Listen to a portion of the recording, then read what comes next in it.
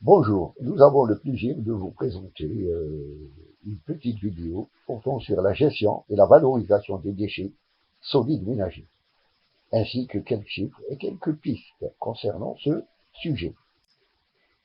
Un espace urbain tel que la ville doit assurer à ses habitants un bien-être en fournissant un cadre de vie agréable.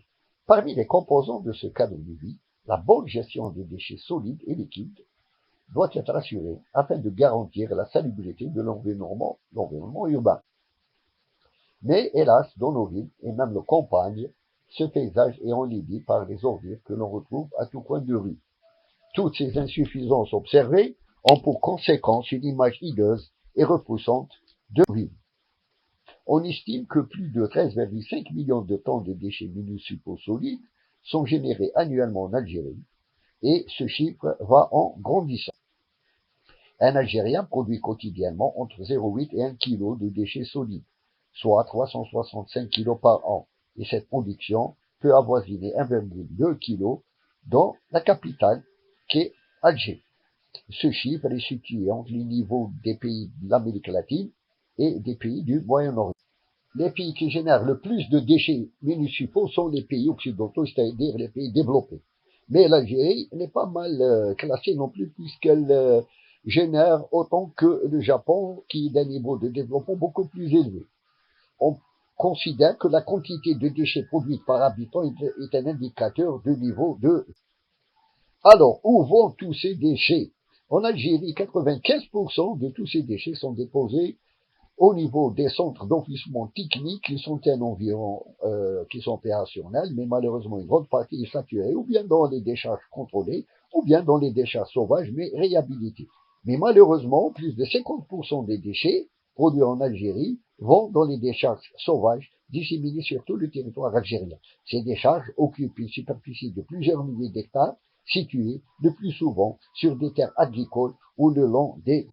Ainsi, la concentration massive de la population algérienne dans le nord du pays a engendré de fortes pressions sur l'environnement, en particulier en matière de gestion des déchets urbains, gestion qui devient problématique. Pour l'agglomération algéroise, par exemple, le coût du traitement collecte, transport et élimination est estimé à plus de 4000 dinars par tonne, alors que le citoyen ne paye que entre 1000 et 1500 dinars par an. La gestion des déchets ménagers coûte ainsi à l'État près de 127 milliards de dinars par an, soit l'équivalent de 0,8% environ du produit intérieur brut. De plus, les décharges coûtent annuellement à l'Algérie plus de 0,2% du PIB en impact sur la santé. Outre les décharges, les déchets peuvent également être soit incinérés avec ou sans récupération d'énergie, soit revalorisés par le compostage, la fabrication de biogaz ou le recyclage. Si la quantité de déchets traduit le niveau de développement d'un pays, le niveau de vie se reflète également à travers le contenu de la poubelle. C'est ainsi que, dans les pays développés, la matière biodégradable, c'est-à-dire la matière organique, représente environ un tiers du volume total des déchets, alors que le reste est constitué de matières recyclables telles que le papier, les verres, le plastique, les métaux, etc.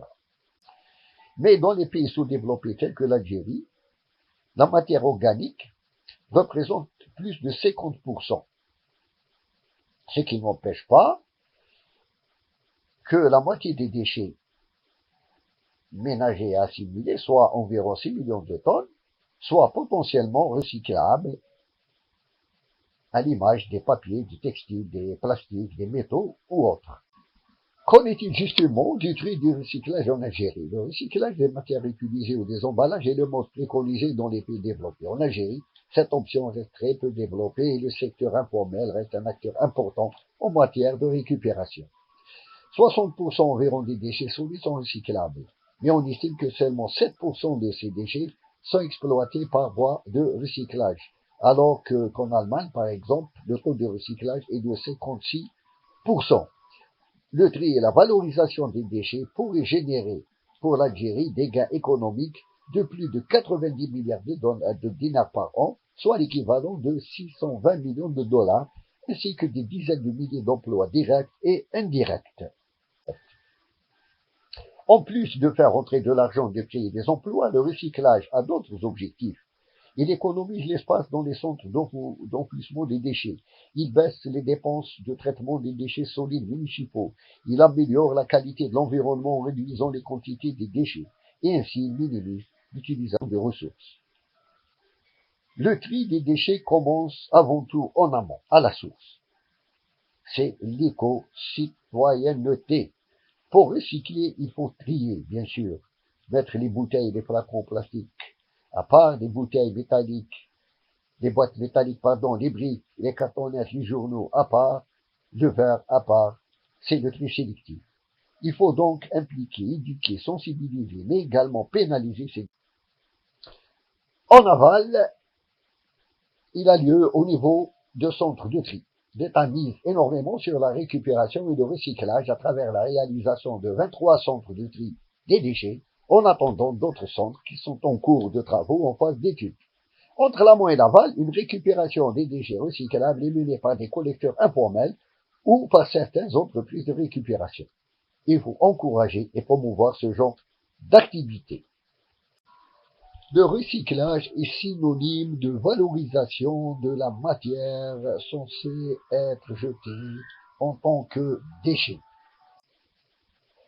Outre le recyclage des matières telles que le papier, les plastiques, le verre, etc., la matière organique peut être valorisée par production de biogaz, donc d'énergie, ou bien par production de compost qui va permettre l'amendement des sols, donc une valorisation agricole.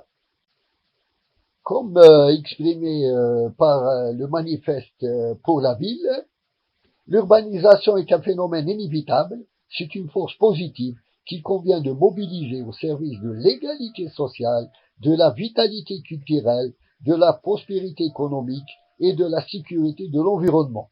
L'urbanisation ouvre des possibilités aussi riches que complexes pour un avenir durable et partagé.